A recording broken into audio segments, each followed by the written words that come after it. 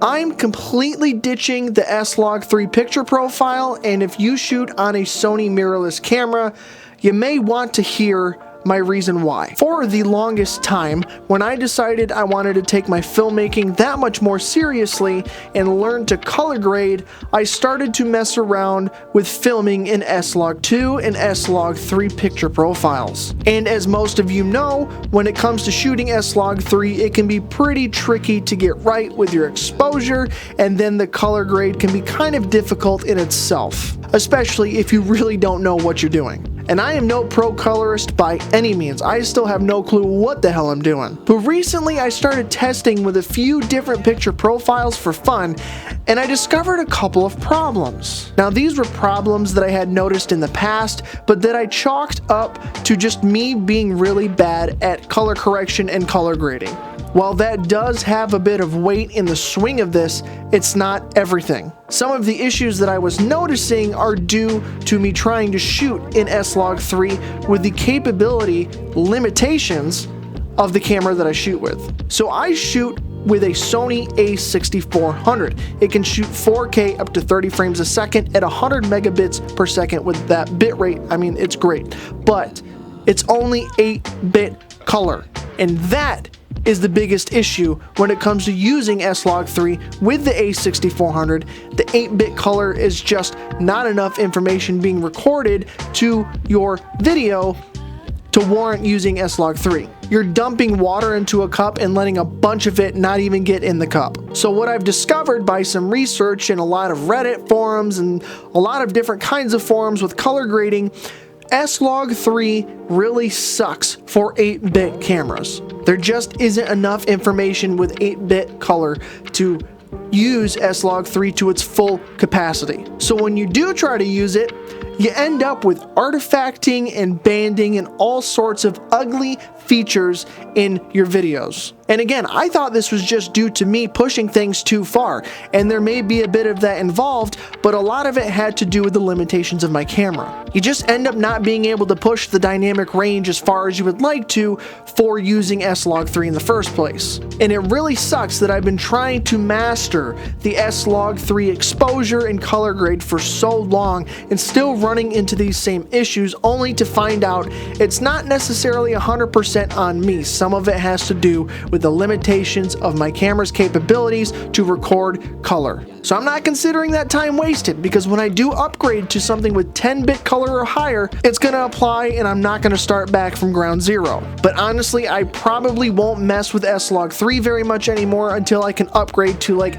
the FX30 that has 10-bit color or 12-bit recording to an external monitor. So here's what I'm going to be doing instead.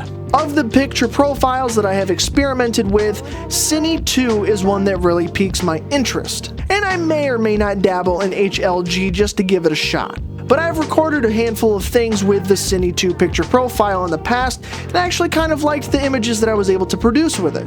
Cine 2 is way less noisy when it's underexposed, which again, you probably shouldn't ever do. You need to get your exposure right, which it can be difficult when you're using picture profiles, especially if they're log, but there's way less noise in the shadows and when it's underexposed using Cine 2 compared to S-Log3.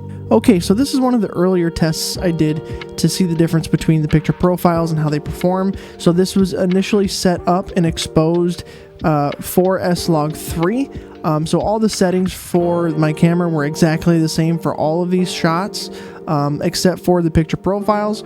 So, and they have the same color grade, so I just want to go through and see how they look compared for the noise. And if we look in S-Log3 in the very underexposed shadows here, you can see the nasty splotchy noise that's there, the artifacting. It's just abhorrent. It's terrible. And then if we look at Cine 2, man, the noise is a lot lower. The color is a little shifted, but it's a lot lower in noise and it's a lot more smoothed over. If we go over to Cine 1, because it's got a little bit more of a reddish tone, you can see that reddish blue noise a little more, but it is not as blotchy or as prominent as S-Log3. Even if we look at the windowsill in the background for S-Log3, look at this.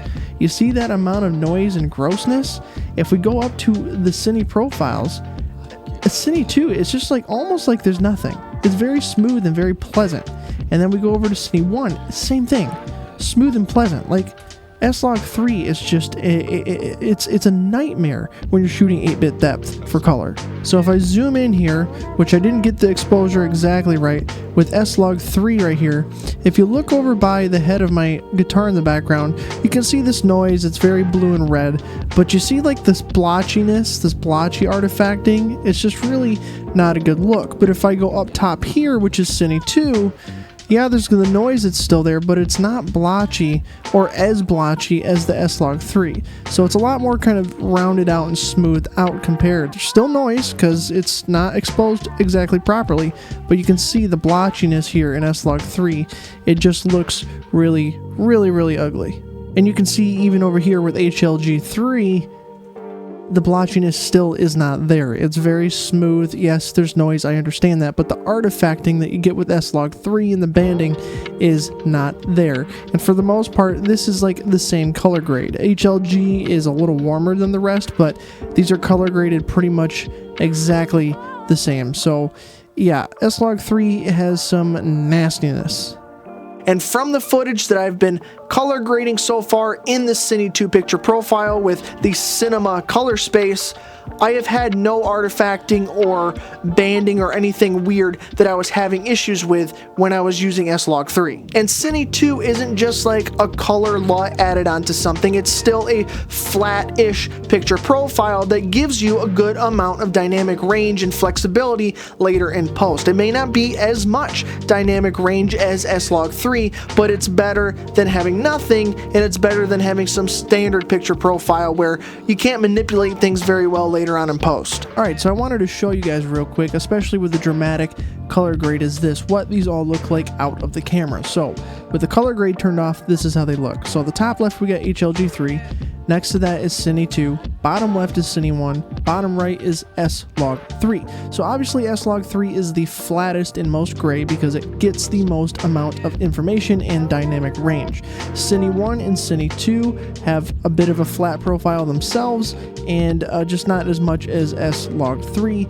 HLG doesn't seem to be as flat as any of the other ones. It seems to be a little more preferred in certain directions for colors, but yeah, it's quite a dramatic difference. So they both look really interesting compared to S-Log3. And yes, I know there's like debates between all the picture profiles and even Cine 2 versus Cine 4, and it seems that there's slightly more dynamic range in the shadows with Cine 2 compared to Cine 4.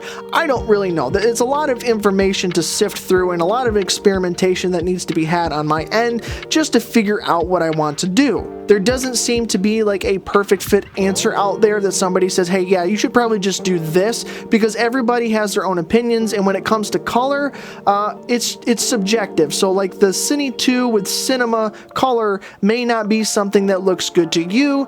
It might look good to me, but not to 10 other people. It's just, there's kind of a subjectiveness to a lot of the colors aspects, and you just got to kind of find what you enjoy working with and what looks good to you. So S-Log3 is going to be taking a backseat for me until I can upgrade to something with a larger bit depth for color, and I will be messing around with mostly Cine 2.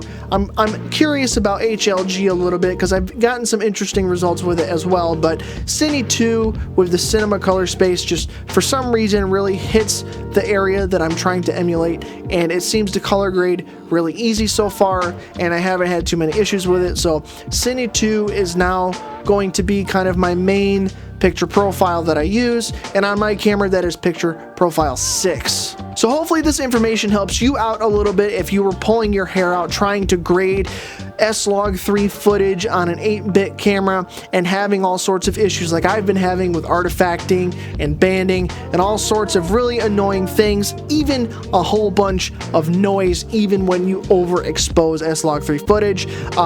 Hopefully this information helps you out a little bit and maybe gets you to realize something you didn't know before, and it's not 100% you. So let me know which picture profile you prefer to use and why down in the comments. And before you go, make sure you watch some of the videos on your screen right now.